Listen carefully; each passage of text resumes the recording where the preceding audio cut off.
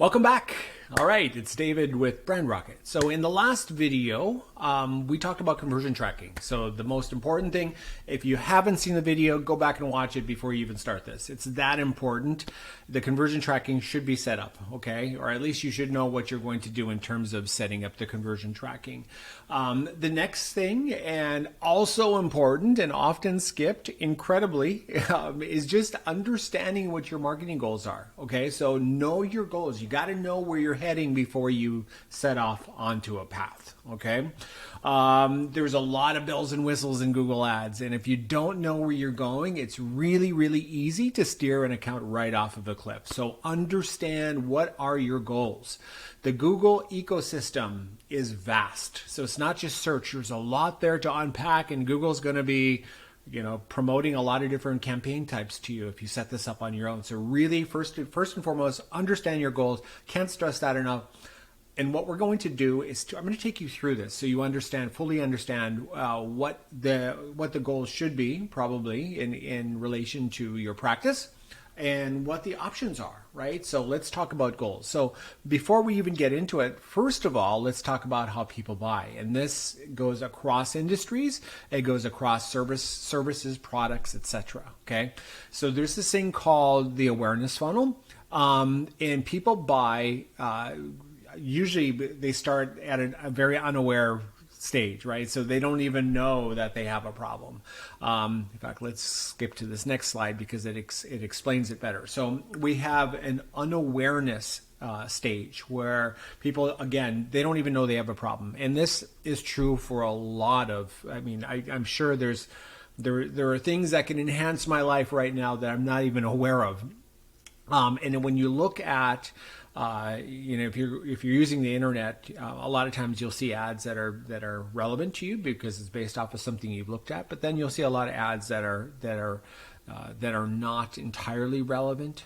So they're not connected to you on a one-to-one basis in terms of like they don't actually attach themselves to a specific interest or behavior.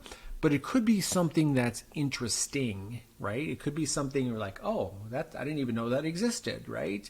There's a perfect example of that I think of that comes to mind is like when the iPad first came out. This was a product nobody even knew about it. They were making fun of the name, I remember, because of the pad, right? So they're like, why does this exist? Why would we need this in our life?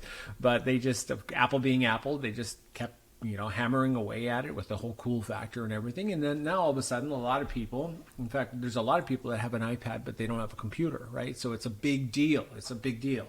So the unawareness stage is very real, and it's the biggest part of the funnels. So this represents a huge untapped market, but there's a way of going at it. Right. And a lot of times we don't have the budget to be able to just blast away at marketing that goes across the board, multi-channel, top of funnel, to everybody like Apple can. Right. We're especially with chiropractors, we're talking about a very small market.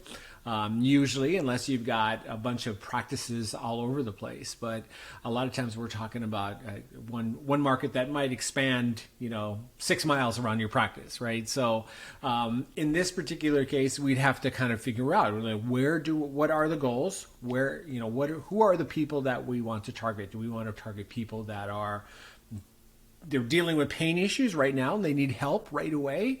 Or do we want to kind of set the table for later on and just get the brand name embedded over time, right? By providing maybe educational materials or things like that, and just getting the name out there so people start to think about it even before they have a problem. And when they have a problem, you're the first one they think about because you've done your job in branding your name and associating your name with whatever ailment that they might have. Okay, so let's just go through this real quick. So the awareness funnel. Unaware, again, prospect does not know he has a problem. Problem aware, prospect is now aware of a problem, but doesn't know that solutions exist to solve it. Okay? Solution aware, prospect knows about the solutions available, but hasn't chosen one and is not aware of your solution. Okay? And then product aware, prospect knows, let me get out of the way, prospect knows your solution, but is not totally convinced that yours is the best solution. And then finally, the best position, the most coveted position to be in in terms of attracting patients to your practice. They now know a lot about, in your case, service, not product, right? And are very close to making a purchase. They're just waiting for the right, it's a timing issue or it's an offer issue or whatever the case might be. Maybe they just need to get over that one final hump to make that decision. So they go through these multiple stages, and the way that you communicate with somebody at these stages is very different.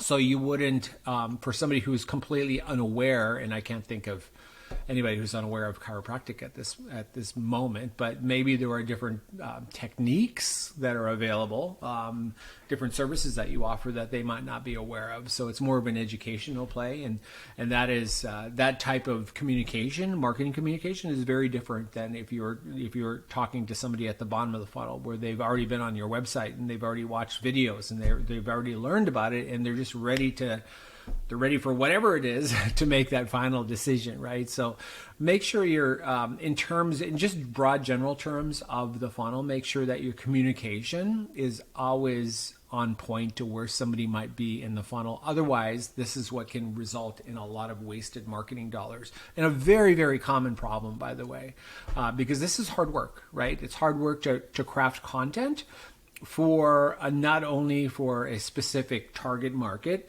but it's also hard to craft content for where somebody is in that awareness journey. And how do you know where they are? Well, digital marketing is actually, it's not easy, but it's a lot easier than it's ever been before to be able to know where somebody is on that journey from being a complete stranger to being an amazing patient that's with you forever.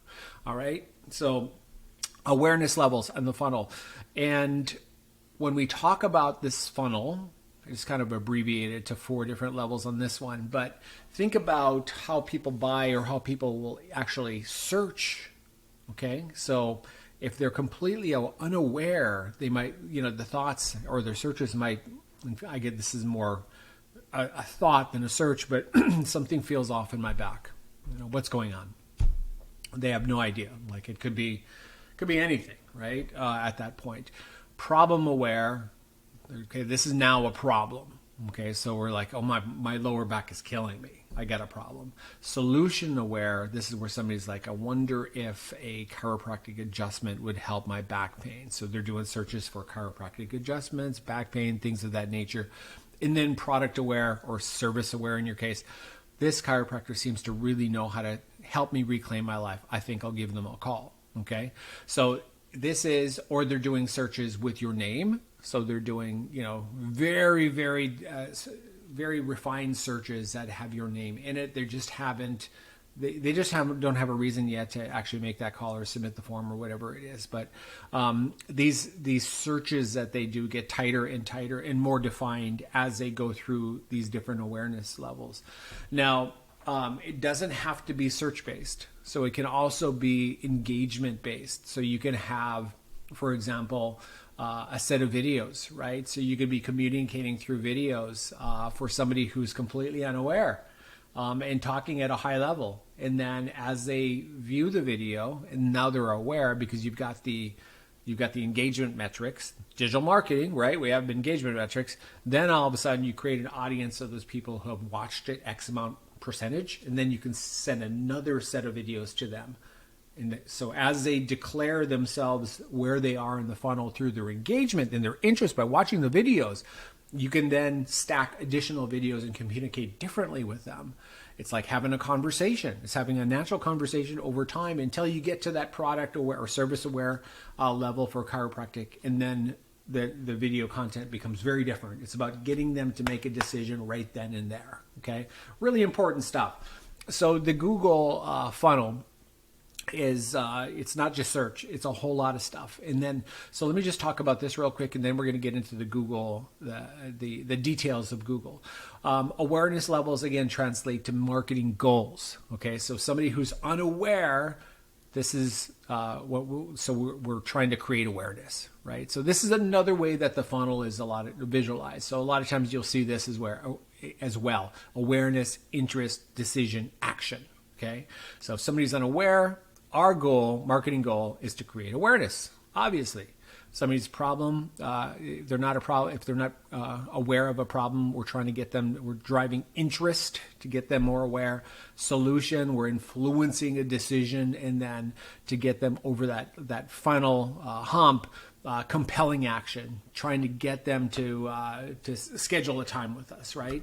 So that's how it works, with the correlation between the awareness funnel and then your standard representation of a typical marketing funnel. All right, so let's talk about Google. So how does this align, these awareness levels align with marketing, with distinct marketing channels? So in the Google ecosystem, it's more than just Google search, right? So we have Google Display, we have YouTube, we have Gmail, we have a whole bunch of different channels within the Google ecosystem that we can tap into. The Discover, the Discover app. So when we're talking about top of funnel, and I'll just start from the top and work our way down. Top of funnel, like let's say that you had a gigantic marketing budget and you're just trying to create awareness, you would actually do that top of funnel to the unaware and just do display ads. Do a lot of display ads, a lot of YouTube ads.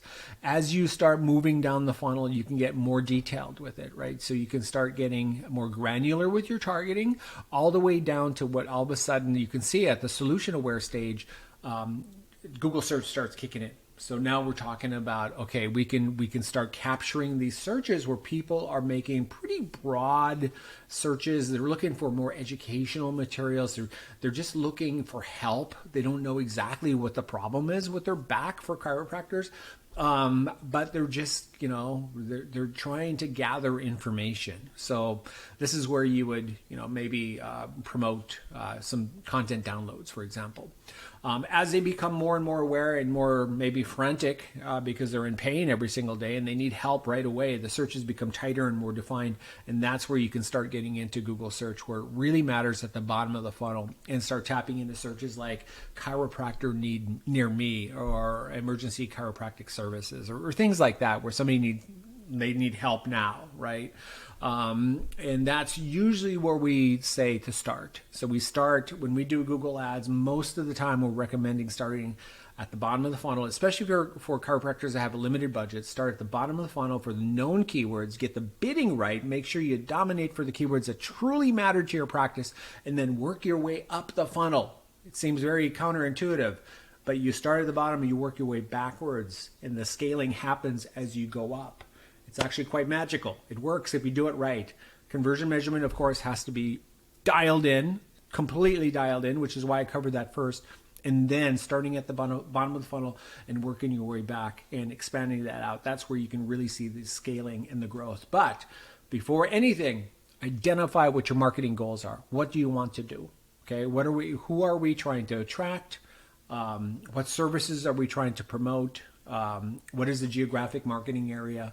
And, there's a whole spreadsheet that we do actually that will, if you give us the goals, we can tell you what to expect in terms of budget. So if you are interested in working with us, by the way, this is something we provide free of charge. We can share that data with you, give you the average CPCs in your area for your target market, and work, and then start with the goals, like how many, how many leads you desire, so patient leads you desire per month, and then what it will take to get there by working backwards through the numbers, and that's another spreadsheet, but we can share that with you as well. So if you need help, we're only a phone call away or an email away. All right. So again, goals, marketing goals, super, super important, really, really important. That's why we're covering this stuff right away in the second video. If you found value in this content, please subscribe to the channel. We're still very new, and the more you can help us out, the better. We can grow faster and then provide more and more content like this. Okay, so again, thank you so much for your time, and we will see you in the next video. All right, goodbye.